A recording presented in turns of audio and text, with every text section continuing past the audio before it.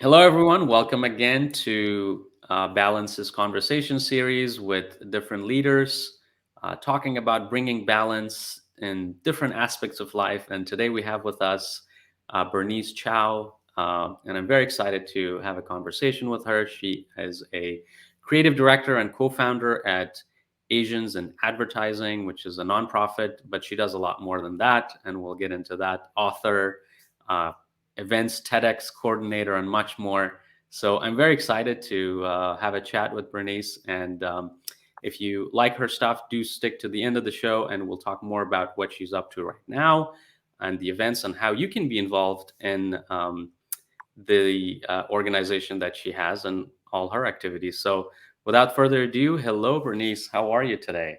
Great. Thank you so much for having me on this. Thank you. I'm very excited to be speaking with you today. I'm glad we just connected, and we're like, let's just do this. And that's always good. That's always a good sign of people being in sync when you can just make something happen quick, right? I mean, I Um, was I was so excited to learn about the platform you created, all the stats and data. I feel like that's what we really need to kind of make places finally care, because we need that honesty and that transparency. Thank you, Bernice. So let's get to it. I'm sure everybody wants to hear a little bit of background. Where do you hail from? Where are you at now? Let's hear a little bit about that. Yeah, I'm a California girl. I was born in Silicon Valley, up in Cupertino, where Apple is from. And I was always fascinated with creativity and technology, right? Kind of be on the forefront of that. And, today I am a creative director. I've worked on large scale campaigns for brands like Uber, Airbnb, Google, Amazon, Netflix, HBO, um, across many different car brands. So, having that knowledge of what is kind of coming up and what's next, plus that creativity really helps spread that marketing message and that brand kind of awareness. So hope that's a good Nice. snapshot. It, I'm in Los Angeles now, so I'm in Santa Monica. no, So that's great. Silicon Um, Valley to Silicon Beach. That's wonderful. Well, that's wonderful. And where I know we're talking about diversity and leadership. So also, if you like to share where your background roots are from, that's also always appreciated. My Um, ethnicity yeah, or ethnicity, yeah. family, where the journey Okay. of where you So I am second generation. I was born in America. My parents immigrated here from Taiwan. I took one of those 23andMe tests and I learned that I'm Chinese, Taiwanese, a little, I think, Pacific Islander, Filipino, and Austronesian. So I have East Asian and Pacific Islander. That's exactly that's a good mix. And we'll talk about Asians and advertising. Of course, when it comes to different ethnicities, generationally, our parents, especially if they're migrants, they kind of force you into specific sort of you know fields, STEM, and so for you taking a creative jump, what was the inspiration for you? How were you inspired to go into the creative space? I mean, growing up, my parents always facilitated my love for art and drawing. They always put me in classes, encouraged that just because I think it kept me sitting still. I had a lot of extra energy, and so if I was coloring or drawing, it meant I was, sitting still for about an hour or two.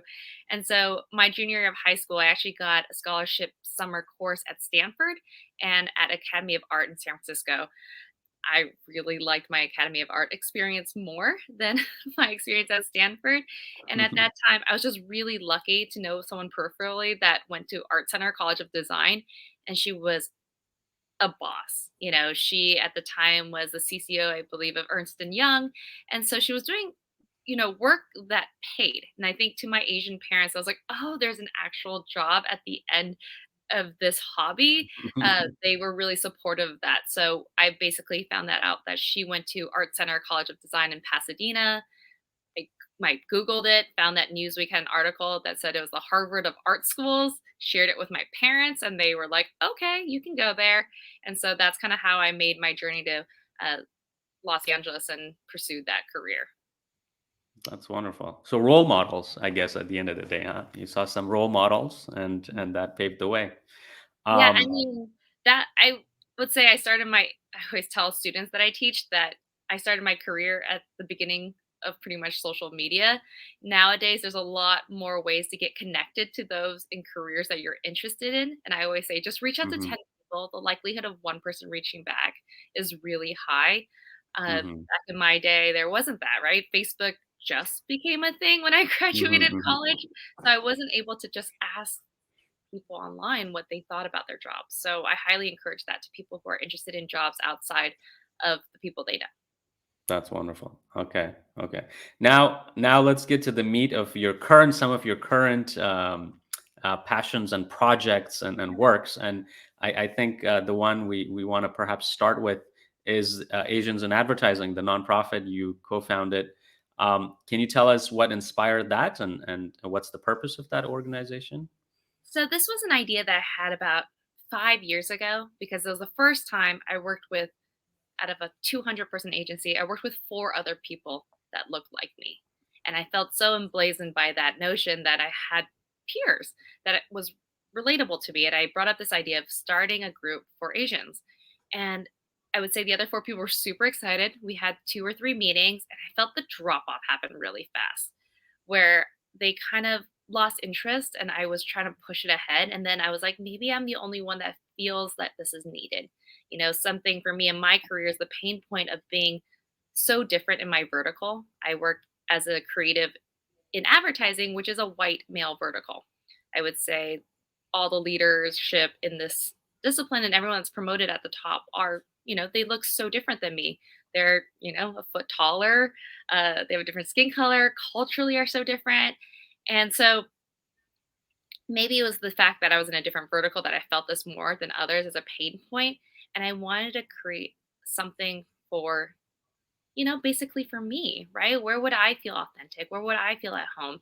And so it wasn't till a talk in 2020 where I saw for the first time a bunch of Asian leaders from TikTok, from Chase Bank, from Sephora, Kellogg, and I was like, oh my gosh, there's Asians in the C suite. And that was the first time I saw this visibility of Asian leaders.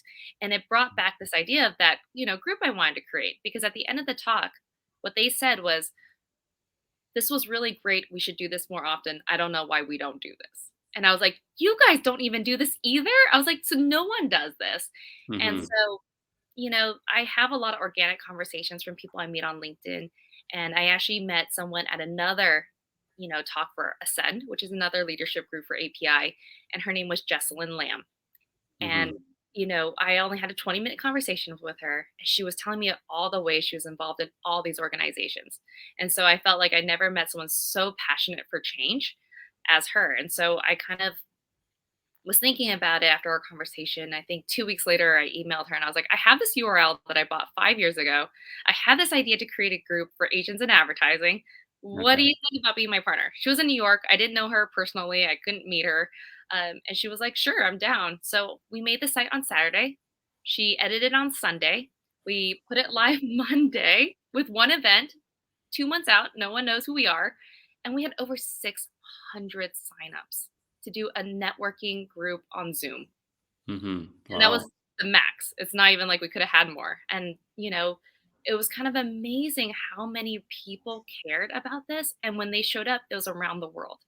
So now we're at 2,000 members worldwide from representing multiple countries. We thought this was a US issue. We had Hmm. patients coming in from India, from Italy, from Australia. We have a group in Singapore, Canada. Like it's so interesting that, the need for this group was really there. Hmm. Hmm.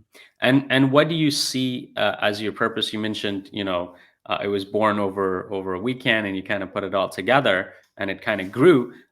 What are you hoping to achieve through the organization? What are its kind of main goals and few bullet points? No, thanks for asking that. We're actually built on 3 pillars. Okay. Uh, First being networking, because we know that 90% of advancement is based through who you know and connections. And I think if you don't know that many API, or if you don't know to build those bridges and no one's reaching out to you because, you could be just biasm or you look different or you just don't know to do this. I think culturally Asians don't know to ask for help because you Hmm. don't want to show the cracks. So networking. Second one is spotlighting API talent. So, where I was like, oh my gosh, there's leaders. I can be a leader. That's really important to us. And third is giving tangible skills. So, Hmm. what can we do to teach, other API fundamentals into kind of advancing their career? So, our hope Hmm. is to bring more Asians up through the ladder Hmm. and bring them into C-suite positions would be our Yeah, goals. makes a lot of sense. Beautiful and much needed mission statement and goals. And this leads very well to um, the topic, perhaps, of the whole balance. And what we're trying to do is kind of understanding from your experience, what are some barriers when it comes to the promotion of Asians or people of color in general in leadership roles. When it comes to your industry, what have you personally faced or have seen? And we can also do a few things. I'm sure it's multiple things that prevents this from happening. I think there's a clash between, what we know from our parents and what works in the office space. Hmm. So, generationally, most of us, API, our parents came from war, right? So they came from a country where, they had to hold on to everything. They have to be brave. They are kind of stomaching things that are uncomfortable. And then they come to this country. They can't speak the language. They have to fit in. They just want to make it. And Hmm. so we were taught, I say we as generally, to be quiet, to work really hard, right? And that means merit. And that's why they tell us to become doctors or lawyers because those Hmm. things are usually merit based, Based, yeah. whereas other careers are probably not so much. And that's just for survival purposes. And so we are taught things like saving face, not speaking up when we're uncomfortable, um, like my parents always told me to like not be as loud because you don't want to be kind of taken out for being loud. You want to just kind of fit in and being comfortable. And You just made some noise, just so you know. Your hand touched something. I was like, it's like a Buddha bowl or something. Sorry, to just it's my table go. actually. Oh, it's Uh, your table. my It's table. Sorry. Go for it. But yeah, no. So it's like we try to tell people in our network, yeah, these Hmm. things our parents have taught us. There's a reason why they taught us. But Hmm. what can we know with what we know from them and what we know from just working? And things like self-promotion, not being so humble when it comes to your achievements. I feel like a lot of Hmm. times we don't know to talk about the good things that happen to us, the awards we win. We want to just be like, oh no. No, no, don't talk about me, talk about you. But no, we got to talk about ourselves because if no one else Hmm. is endorsing us, then we have to endorse ourselves.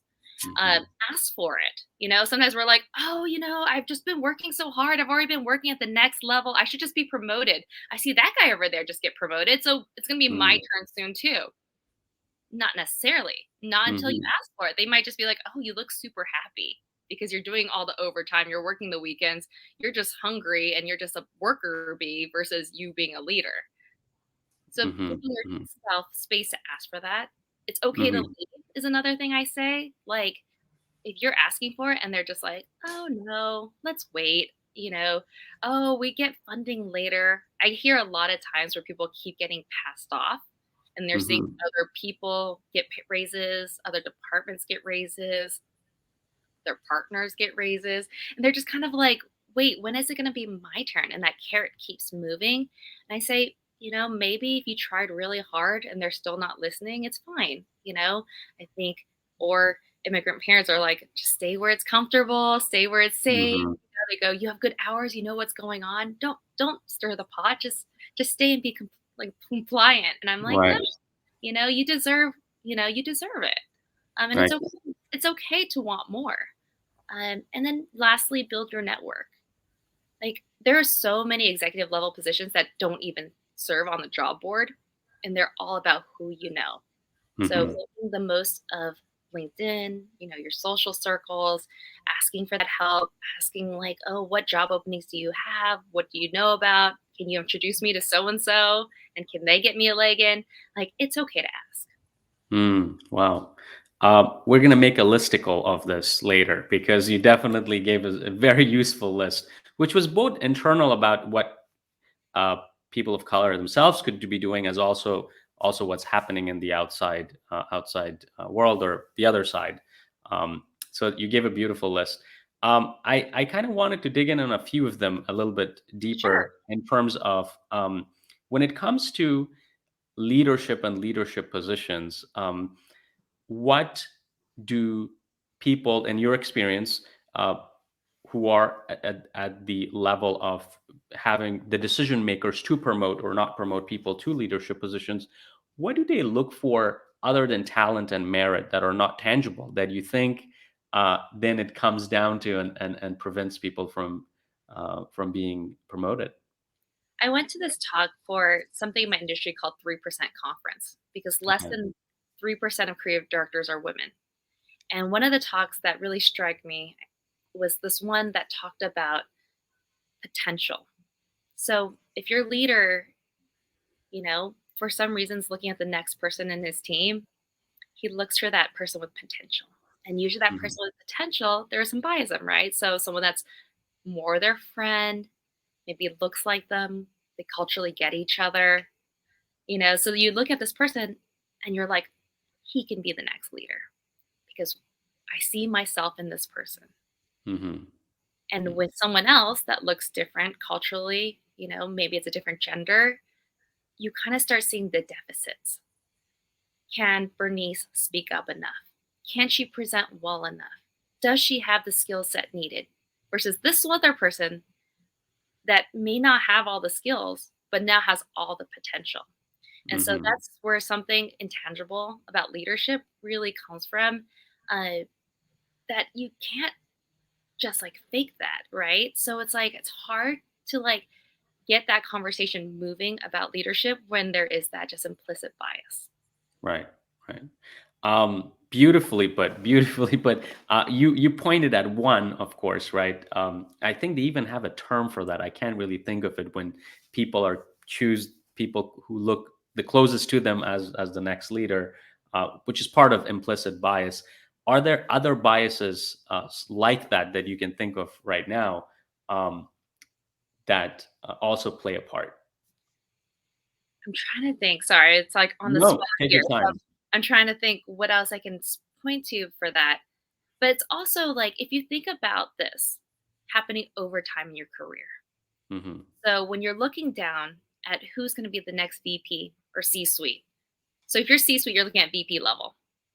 No one at that level is that color is the same color, right? Because they Hmm. all got that bonus bump, that leadership bump, that elevator up. And so you're like, "Oh, there's no one here at this next level qualified." Hmm. So Cindy Hmm. Gallup, she's amazing. She's a mentor of mine, super badass woman. And she was like, "Hey, leaders, I employ you to look 2, 3 rungs down because someone else may have not had that same opportunity." Hmm. Hmm. And not because they can't do the job, it's because they were never given the chance to do that job. And Right. so that's one thing when people say, "Hey, no one here of color is qualified." That's another way to find talent. And Mhm. she says, "Hey, they're probably even hungrier than those people that got the elevator up." Right, right, right. Yeah, and it's and what you're pointing to now is kind of solutions in a way, right? Like, I think at some point also there's this when it comes to these things, people are like, oh, but what do we do? Like, they're looking for solutions, and sometimes solutions could be obvious, like what you mentioned. Look down the ladder, and there's more people, and that. What are some other things that you have found to be more of solutions that can be implemented to get more people in the leadership roles? I mean, corporations need to be supportive of this, and I think that's what your work you're doing is so important because you're making them recognize that, if they're not doing it. Hmm. Especially big organizations that say they are doing it, and you're like, "Well, the numbers don't show that," or your Hmm. leadership numbers don't show that. So what can you create internally as a program? How are you facilitating this conversation? Are you connecting your internal talent with people that they could see as mentors? Are you providing programs? Are you providing ERG like groups? What are you doing to kind of support the diversity? Hmm. Are the vendors you're working with diverse? Are the people you're showing on screen diverse? Like it needs to permeate and not just the employees they have. It should be Right. in every piece of the business. Needs to support that same thought and also continually supporting it.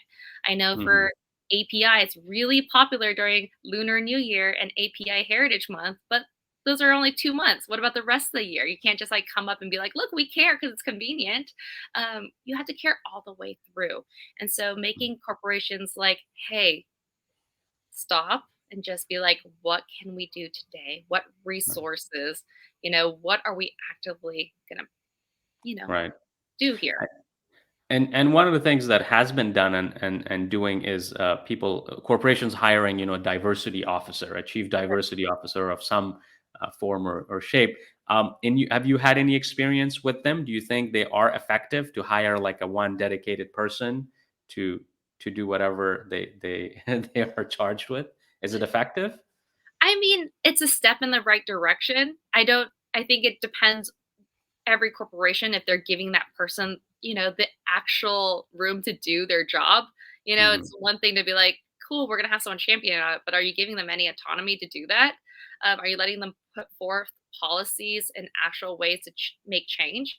Hmm. Would be like, hey, like that's where I say, be like, okay, let's really push on that. Right, right. So just hiring them, by and yeah, it may not be enough, and you gotta give him autonomy into the programs and experimentation, right? Because I think this is a space that hasn't nobody really has a clear cut answer to it. It's something that we have to collectively find a path. So there needs to be a lot of room for experimentation. Um, so they could experiment. They should have the resources, and the human and the financial resources to experiment and find solutions. I know you're writing a book, and I want to get into that a little bit. What is the title of the book, if it has one, or what are the contents? What should we looking forward to in this book of yours that you're Yeah, writing? so my co-founder Jesselyn and I were approached by Wiley Publishers. The book is called The Visibility Mindset: How Asian American Leaders Create Opportunities and Push Past Barriers. We are currently writing it, and it will be on sale fall this year, fall 2022 is the hope. So we're busily writing it now. It's basically going to have chapters where we talk about ways to stay visible because Asians have this idea that we're the invisible minority, right? Where other minorities and people of color kind of get surfaced when you talk about the need, but Asians kind of aren't seen there. Hmm. They just have this assumption that all Asians are doing fine, and so that promotion, that vertical climb is not there. And so, how Hmm. do you stay top of mind? So we have different chapters, including like how to advocate for yourself, finding your voice, and just at the end of each chapter, we actually have interviews with Asian leaders and say, like, hey, what skill sets would you want to share? And so it's supposed to be a guide in terms Oh, of like, wonderful. tangible takeaways with, questions you can kind of leave with and ways to kind of really look at yourself and see your areas of places to, work on. Or there's Mhm. nothing wrong with who you are, but just, how can we just show off more of who you are so your leadership can see that? That's wonderful. And these interviews, are they with people in advertising, or you've gone into other fields as well? Other fields as well. Other fields as well. Okay, that's great. That's really cool. I'm looking forward to it. This is exciting. And it will be out in a year? And fall. In fall. Oh, this year. Okay. This year. Okay. So that's good job starting to promote it from now on. Is is this the first show you've spoken on About it? about Yeah, the book? this will be the Oh first. yes. Oh great. We gotta have some, exclusivity to this interview. Thank you. We're very happy. And then there is, of course, besides your book, is all these events of that your nonprofit is putting out. Tell us about some of these events. What is being talked about in these events? Who can participate, and how? I'm sure listeners want to jump on these events, especially if they're interested in the topic. So yeah, do tell us. So I want to talk about our big event during API month this year. It's on May 5th and 6th. This is called Breaking Barriers. So everything, again, I always talk about tangible takeaways. I'm like you, where I'm like, what am I getting out of this? I need to, I know I'm here to learn, so I want to learn. And so, each one of these conversations is based on, things that we've heard from our audience in our Q&A portions. So we want to be like, here's the event that we are tailored to you and to this community. So Hmm. conversations like how to improve your ERG, what do you say when a microaggression happens? How do you negotiate your salary? And so, how to build your personal brand. So questions Hmm. like this, we kind of get, and so we kind of surface the biggest topics and create an agenda out of that. And our two featured keynote speakers is Cindy Gallup and Stop AAPI Hate. So we're really excited to have these speakers be your keynotes, and then we have, I believe it's like 12 different events, and they're all spoken by industry leaders, and a lot of them are API founders, That's organization wonderful. founders. And the website is asiansinadvertising.com/ breaking barriers, or you can just go to the website and it's right there. That's wonderful. Thank you. Yeah, thanks for mentioning that. I'm sure a lot of our, as a matter of fact, some of our interns who saw the link, they're like, "We signed up." I'm like, "Oh, great! What did you sign up to?" They're like, "There are two events, so we signed up to both." Oh, that's Um, amazing. And yeah, it's not yeah, just for, I mean, yes, it's from Asians in advertising, but we've been getting signups from all over, that's wonderful. across different, cultures as well. So, I mean, Hmm. all these are great lessons and they're not exclusively for API. That's wonderful. Yeah. And to conclude and kind of, as we wrap up, I would like to give you an opportunity. Was there anything you wanted to touch on that we haven't yet? I know there's one thing I want to touch on, but only after you have mentioned your anything that we haven't touched upon. I mean, I just say, if there's something that's in your heart and you're like, oh, I really wish there was this, this would have helped me out a lot. I would just say create it, do it. You don't realize how many other people could have the same struggles as you and how much it can mean to someone else. Um, Also, pay it forward. Can you mentor? Can you be out there? I think a lot of times I join these mentorship groups and there's no people of color, and so I get all these students who want to work with me because I look or relate to them in a way. Mhm. And I just say, hey, people of color out there, just go out. You don't know just your visibility alone, how much that can mean to someone else. That's wonderful. Yeah. My question was this was a very inspirational ending, so I'm not going to go into my question, or maybe I will, because you can answer. But I just found the facts you shared before we started chatting about the minority myth and Asians in New York and that statistic. I found that very Oh, useful.